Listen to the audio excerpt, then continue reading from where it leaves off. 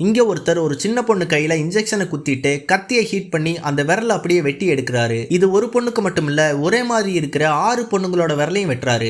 ஏன்னா சரியா 2074ல பீப்புள்ஸ் எல்லாம் மியூட்டேட் ஆகி ஒரே பிரசவத்துல நிறைய குழந்தைங்களை பெத்தெடுக்கிறாங்க. சோ அதனால நாளுக்கு நாள் பாப்புலேஷன் ஜாஸ்தியாகி பசி பட்னியால சாகர நிலைமை வரும்னு சயின்டிஸ்ட் அனௌன்ஸ் பண்றாங்க. இதனால கவர்மெண்ட் கிரையோஸ்லீப்ங்கிற ஒரு டெக்னாலஜியை இம்ப்ளிமெண்ட் பண்றாங்க. இதனால ஒண்ணுக்கு மேல பிறக்கிற குழந்தைங்களை கிரையோஸ்லீப் முறையில தூங்க வச்சுட்டு 100 வருஷம் கழிச்சு அகைன் கொண்டு வருவாங்க. இதுதான் டெக்னாலஜி. அந்த டைம்ல தான் இந்த ஆளோட பொண்ணு ஒரே பிரசவத்துல 7 குழந்தைகளை பெத்தெடுக்கிறா.